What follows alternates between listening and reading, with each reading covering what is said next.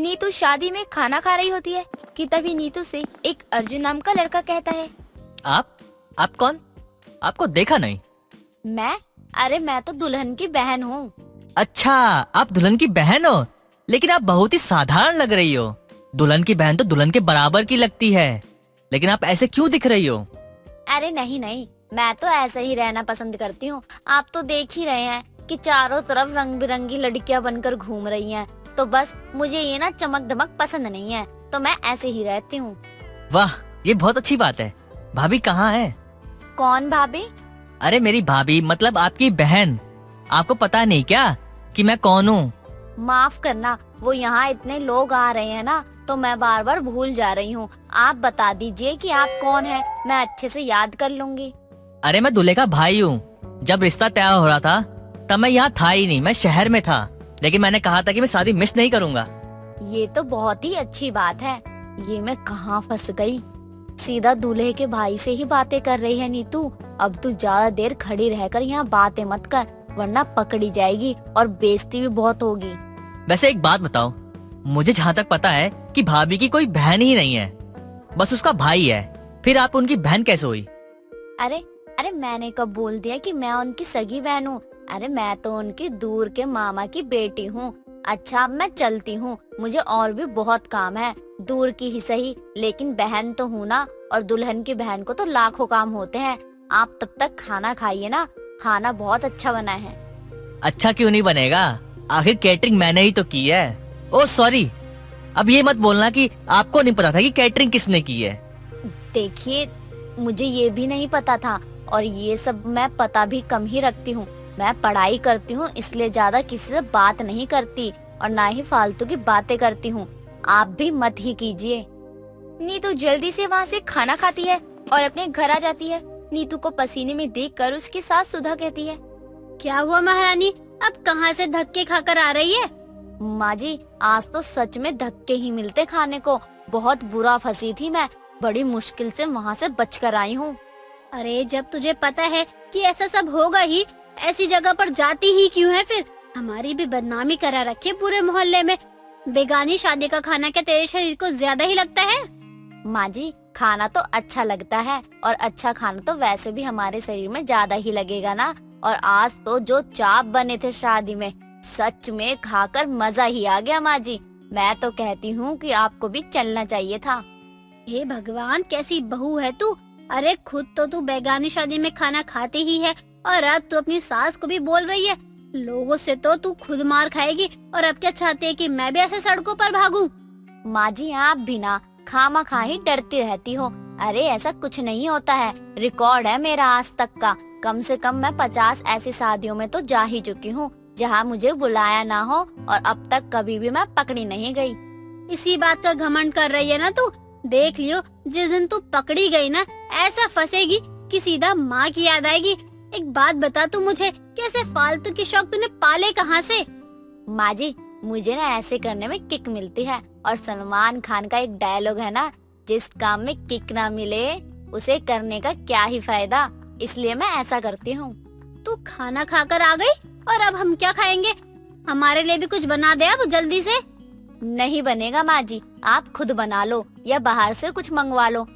मैं आज बड़ी मुश्किलों से आई हूँ, तो आज मैं बस आराम करूँगी। आज का खाना आप लोग खुद देख लो, और हाँ, कुछ अच्छा मंगवा रहे हो तो मेरे लिए भी मंगवा ही लेना, थोड़ा बहुत खा ही लूंगी।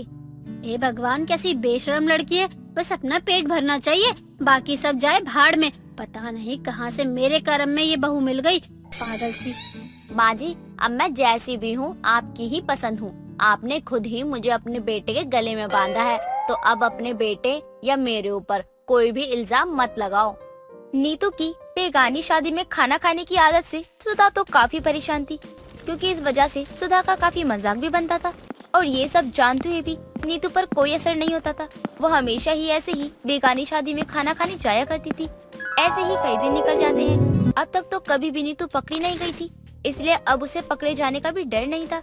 कुछ दिनों बाद नीतू अपनी सास और पड़ोसन बिमला के साथ बाजार जा रही होती है, जहाँ उसे बीच में वाटिका दिखती है, और जहाँ शादी की तैयारियां हो रही थी। अरे माँ जी, वो देखो, लगता है आज रात यहाँ कोई शादी है। हाँ बहू, शादी भी है और तेरे रात के खाने का जुगाड़ भी। क्या है विमला तुझे? मेरी बहू तो है ही कम दिमाग की, तू उसका दिमाग में ये फालतू बातें और मत डाल दे।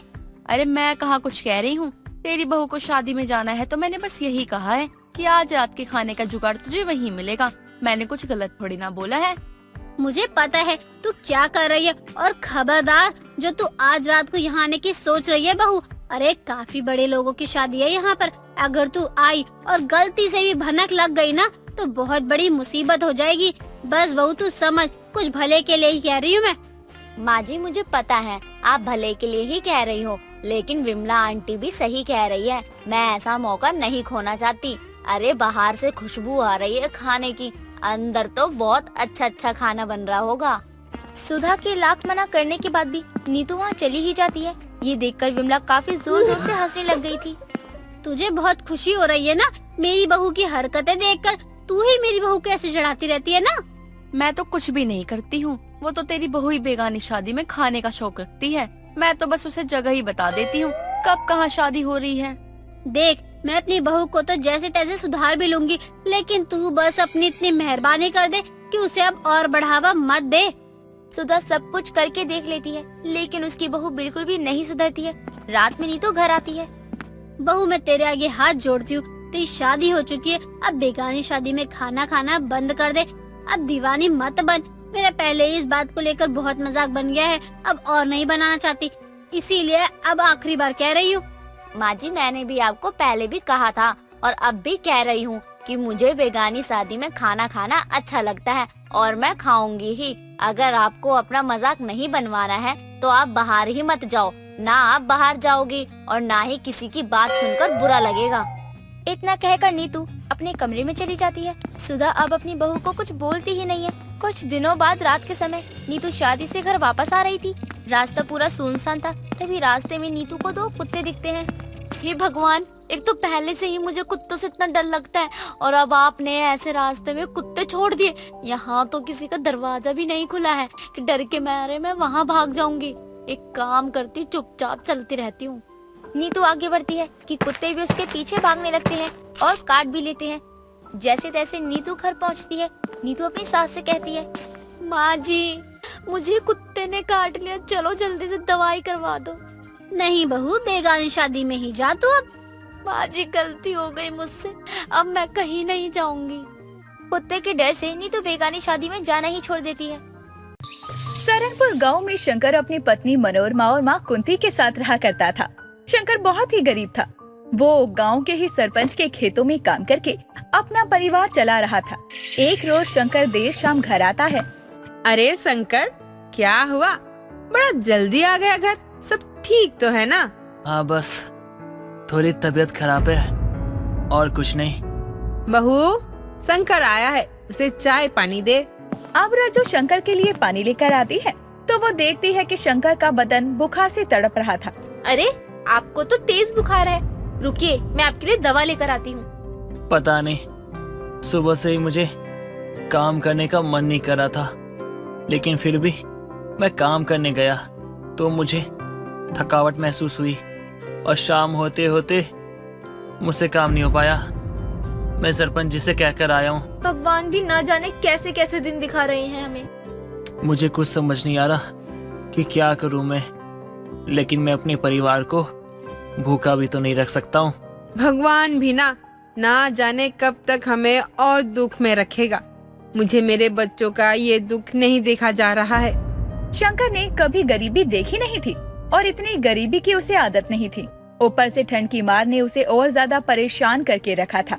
अब रज्जू राशन के पैसों से शंकर के लिए दवा लेकर आती है। बहू ले आई दवा। शंकर दवा खा ले, ठीक हो जाएगा। खाने में क्या बना रही हो? जो भी बना रही हो गर्मा गर्म बना देना। हाँ बहू, ठंड से ही शंकर की तबीयत खराब हुई है। एक तो ढंग का कपड़ा भी नहीं है उसके पास। माँ जी आज तो राशन आ ही नहीं पाएगा। वो क्या है ना कि दवा लेने में मेरे सारे पैसे खर्च हो गए तो राशन के लिए कुछ बचा ही नहीं। अरे तो अब शाम में क्या भूखे रहेंगे? एक वक्त ऐसा था जब हम 3 टाइम अलग अलग खाना खाते थे, लेकिन आज का दिन ऐसा हो गया है जब हमारे पास एक अन्न का दाना नहीं है। अरे मेरी दवा तो इतनी जरूरी भी नहीं थी। तुम्हें दवा में पैसे खर्च करने की क्या जरूरत थी? आप चिंता मत कीजिए, मैं विमला काकी से थोड़े उधार चावल ले आती हूँ और थोड़ा सा आटा। कल जब राशन लाऊंगी तो उन्हें लौटा दूंगी। इतना कहकर रज्जो अपनी पड़ोसन विमला के घर पहुंचती है और रज्जो कहती है, विमला काकी, मुझे शाम के समय तो नहीं आना था आपके घर, लेकिन मजबूरी ही ऐसी है, क्या करूं। वो क्या है ना, उनकी तबीयत ठीक नहीं थी तो दवा में सारे पैसे खर्च हो गए और राशन के लिए पैसे ही नहीं बचे। अरे रे, ये तो बहुत दुख की बात है बहू। कहाँ तुम लोग अमीरी से आए हुए गरीबी में जी रहे हो। सुनकर बुरा तो लग रहा है, लेकिन सच कहूँ तो आज तो मेरे पास घर में आटा चावल सब खत्म है। काकी, थोड़ा सा भी मिल जाता, मैं तो भूखी भी रह लूंगी, लेकिन माँ जी और उनको मुझसे भूखा नहीं देखा जाएगा। दुख तो मुझे भी हो रहा है, लेकिन मेरी भी मजबूरी है बहू, वरना मैं मना थोड़ी करती। अरे बड़ी आई, ये दो वो दो। अरे हम भी तो गरीब हैं, कहाँ जाते हैं किसी के घर मांगने। अरे हम भी तो अपना पेट पालते हैं। अब क्या करूं, कुछ समझ ही नहीं आ रहा। मैं तो भूखी भी रह लूंगी, लेकिन माँ जी और उनके लिए क्या बनाऊं? लाला जी की दुकान से उधार ले आती हूँ। अब रज्जो अपने गांव के लाला की दुकान पर जाकर उधार राशन लेकर आती है और शाम के लिए खाना बनाती है। अब अगले दिन सुबह सुबह शंकर खेतों में जाने के लिए निकलने लगता है। तभी कुंती अपने बेटे शंकर को कहती है, तेरी तबीयत ठीक नहीं है, तू कहाँ जा रहा है? माँ, अगर आज भी काम पर नहीं गया तो सरपंच साहब कल वाले पैसे भी नहीं देंगे। लेकिन तेरी तबीयत भी तो ठीक नहीं है ना बेटा। मैं भी कितनी लाचार माँ हूँ, अपने बच्चे को ऐसे देखकर खुद को असहाय महसूस कर रही हूँ। माँ, आप इसकी चिंता मत करो, भले ही हमको इसकी आदत नहीं है, लेकिन वक्त सब ठीक कर देगा। आप घर में रहिए, बाहर धूप भी नहीं है और खेतों में हवा चल रही है।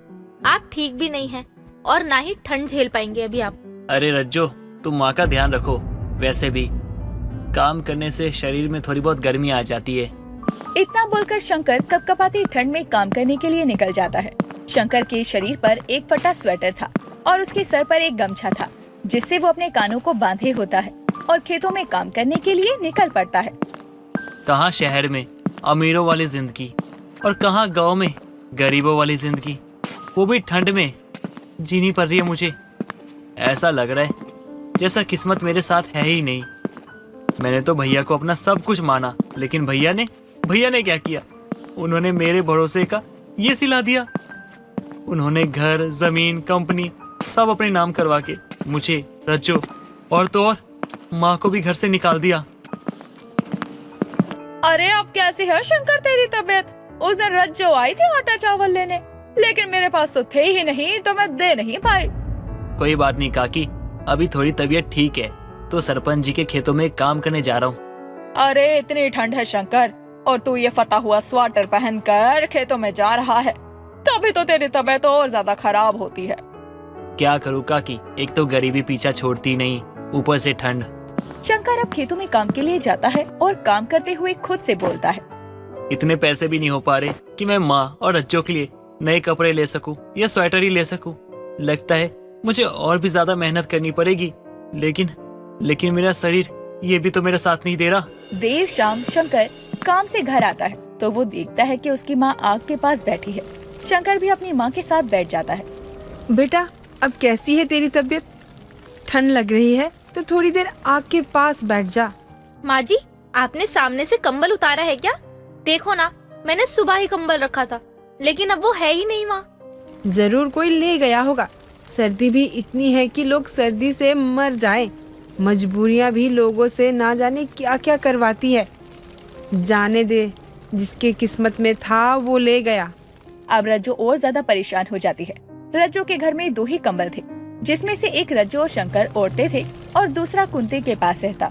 ऐसे में देर रात जब कुंती एक पटी चादर ओढ़कर सो रही थी तो रज्जो अपनी सास को कंबल ओढ़ने को देती है और खुद आग जलाकर बैठ जाती है और रात भी उसी आग के पास काटती है। बहू, तू पूरी रात यहाँ सो रही थी क्या? देख तो कितनी ठंड है, और तू, हे प्रभु, मेरे नाजुक से बच्चों को और कितना कठोर बनाएगा। माँ जी, वो भी हमारी परीक्षा ले रहे हैं कि हम इस परिस्थिति में भी कैसे खुद को ढाल पाएंगे। मैं भी देख रही हूँ अपने बच्चों को जो सर्दी में उठने में भी इतने नखरे करते थे, आज वक्त और किस्मत की मार से लड़ रहे हैं और खुद ही बिना कहे अपनी जिम्मेदारी समझ रहे हैं। मैं प्रभु से यही उम्मीद करती हूँ सब ठीक हो जाए। माँ, सब किस्मत का लिखा हुआ है।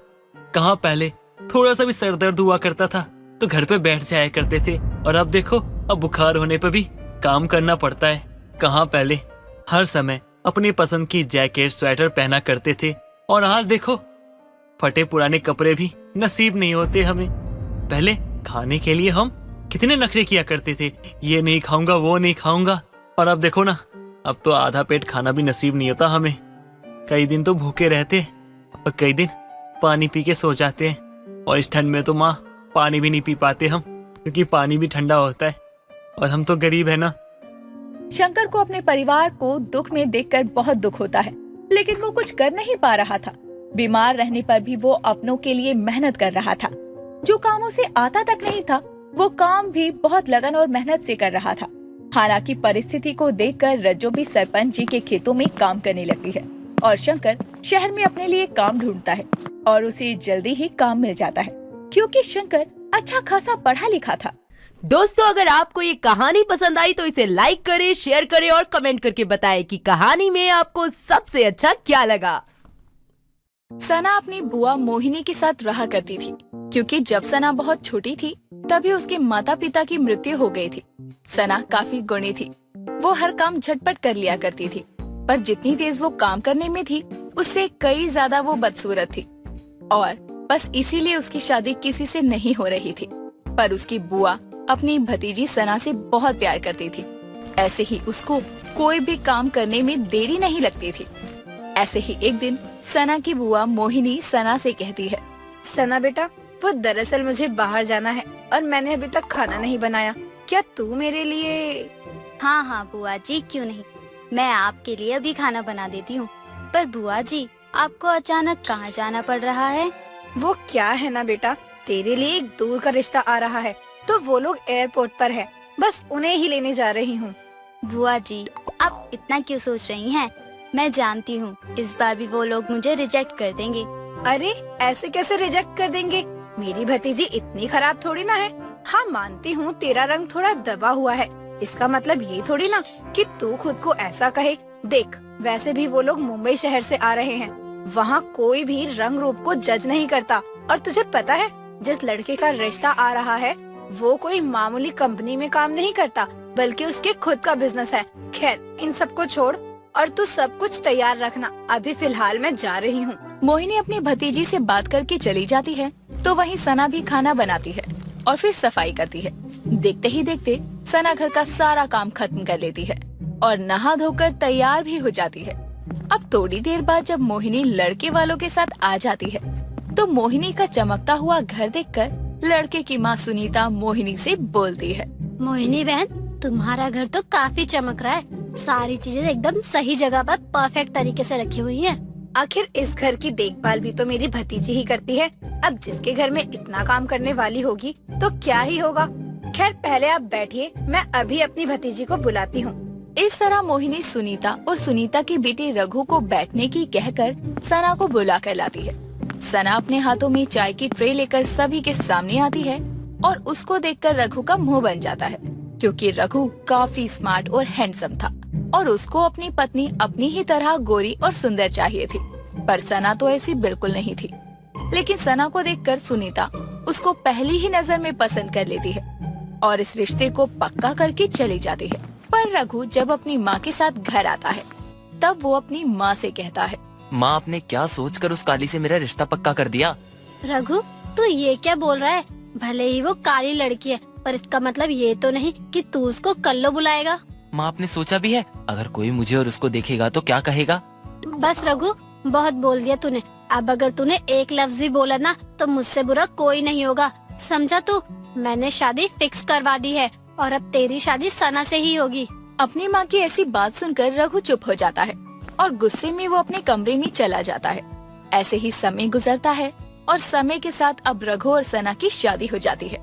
शादी करके जब सना मुंबई आती है तो वो अपने पति का इंतजार कर रही थी। तभी रघु कमरे में आता है और सना के पास बैठकर वो उसका हाथ अपने हाथ में लेकर कहता है, देखो सना, मैं तुम्हें किसी धोखे में नहीं रखना चाहता, पर सच बताऊं तो तुम मुझे बिल्कुल भी पसंद नहीं हो। मैंने ये शादी अपनी माँ के कहने पर की है। वो दरअसल मुझे खुद के जैसे सुंदर और गोरी लड़की चाहिए थी, जो कि तुम नहीं हो। इसलिए तुम मुझसे कोई एक्सपेक्टेशंस मत रखना। भले ही हमारी शादी दुनिया की नजरों में पूरे रीति रिवाजों के साथ हुई है, पर मैं तुम्हें अपनी पत्नी कभी नहीं मान सकता। इतना बोलकर रघु अपना तकिया उठाता है और अपने कमरे के सोफे पर सो जाता है। सना ना जाने क्या क्या सपने संजो कर आई थी, पर अब बेचारी पूरी तरह से टूट जाती है और वो किसी को कुछ नहीं कहती और चुपचाप शादी होने के बाद भी कवारों वाली जिंदगी जीती है। समय गुजरता है और समय के साथ वो अपने घर की जिम्मेदारियां संभाल लेती है। ऐसे ही एक दिन जब वो किचन में काम कर रही थी, तभी उसकी सास उससे कहती है, सना बहू, ओ सना बहू, जरा एक कप चाय तो बना दे। जी माँ जी, मैं अभी चाय बना कर लाती हूँ। सुनीता अपनी बहू को चाय के लिए बोलती है और उसको अभी 5 मिनट भी नहीं हुए थे कि उसकी बहू उसके सामने चाय लाकर रख देती है। अपनी बहू की ऐसी रफ्तार देखकर सुनीता अपनी बहू से कहती है, बहू, मैंने तुझे अभी तो बोला था कि चाय बनाने को, और तूने इतनी जल्दी चाय ला दी। भला तू इतनी जल्दी चाय कैसे बना सकती है? कहीं तूने सुबह की चाय मुझे अब तो नहीं दे दी? नहीं माँ जी, मैंने आपको सुबह की चाय नहीं दी, बल्कि ये चाय तो मैंने अभी बनाई है। ये इतनी जल्दी चाय कैसे बना सकती है? खैर, मुझे क्या। बहू देखना, उधर दीवार पर कितने जाले मकड़े हैं, जरा उसको भी साफ कर देती तो ज्यादा अच्छा होता। जी माँ जी, मैं अभी कर देती हूँ। नहीं बहू, अभी रहने दे, अभी मत कर, अभी तू खाना बना दे। माँ जी, मैंने खाना चढ़ा दिया है। जब तक खाना बनेगा तब तक मैं इसे साफ कर दूंगी। और वैसे भी जितनी देर में खाना बनेगा उतनी देर मैं बैठकर क्या ही करूंगी। इससे तो अच्छा है ना कि मैं सारे काम निपटा लूं। इतना बोलकर सना उन जालों को साफ करने लगती है और ये देखकर सुनीता अपनी बहू से फिर से बोलती है, बहू तो एक मामूली इंसान है और तेरे 2 ही हाथ है, तो ये 5 हाथों वाले काम बंद कर दे, थक जाएगी तू। माँ जी, सना कभी थकती नहीं है, आप चिंता मत कीजिए। आपकी ये बहू अपने हाथों से ही सारे काम कर लेगी और थकेगी भी नहीं। वैसे भी मुझे 5 हाथों की जरूरत नहीं है।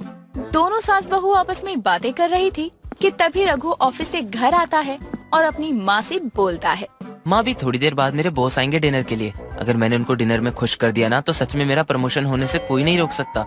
बस इसीलिए मैं चाहता हूँ कि आज उनकी खातिरदारी में कोई कमी ना हो। रघु ये सब कुछ बोल ही रहा था कि तभी उसके घर की बेल बजती है और अब जब सना अपने घर का दरवाजा खोलती है तो वो देखती है कि उसके घर पर रघु के बॉस थे। जिसके बाद वो उसके बॉस को अंदर आने को कहती है कि तभी रघु अपनी पत्नी को बोलता है, सना, जाओ जाकर बॉस के लिए कुछ ठंडा लेकर आओ। जी, मैं अभी लाती हूँ। वो जल्दी से जाती है और 2 ग्लास में कोल्ड ड्रिंक डालकर ले आती है। उसके वहाँ आते ही रघु सना से बोलता है, सना, बॉस यहाँ डिनर के लिए आए हैं, जाओ जल्दी कुछ बना दो।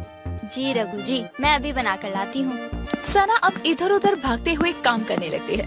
उसको इस तरह काम करते हुए देखकर रघु का बॉस रघु से कहता है, रघु, तुम अपनी पत्नी से इतना काम क्यों करवा रहे हो? हाँ ठीक है, पत्नी घर को संभालती है, पर तुम अपनी पत्नी को नौकर नहीं समझ सकते। अपनी पत्नी की रिस्पेक्ट करना सीखो। सर, मैं शुरू से आपके साथ रहता आया हूँ, जिस वजह से हमारा बॉन्ड अच्छा बन गया है। और आपको तो पता ही है कि मुझे कैसी लड़की चाहिए थी, बस इसीलिए मैं। रघु, तुम जानते हो, जैसे अभी तुम हो ठीक वैसे ही मैं भी एक समय पर था। मैं भी अपनी पत्नी की कदर नहीं करता था, क्योंकि वो भी तुम्हारी पत्नी की तरह ही काली थी, जिस वजह से मुझे छोड़कर चली गई। और अब वो इतनी दूर जा चुकी है कि मैं चाहकर भी उसको वापस अपने पास नहीं ला सकता हूँ। पर जब वो मुझे छोड़कर गई ना, तब मुझे उसकी कीमत पता चली है। पर वो गई कहाँ है? अब वो इस दुनिया में नहीं है रघु। अपनी बॉस की बातें सुनकर कहीं न कहीं रघु को भी एहसास था कि वो भी अपनी पत्नी के साथ वही कर रहा है जो उसके बॉस ने अपनी पत्नी के साथ किया था।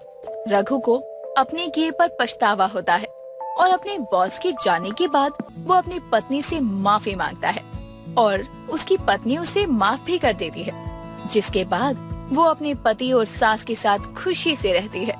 पर वो अपनी स्पीड में कोई कमी नहीं रखती और उसकी ऐसी स्पीड देखकर सुनीता बोल पड़ती है, ये है मेरी 5 हाथों वाली बहू।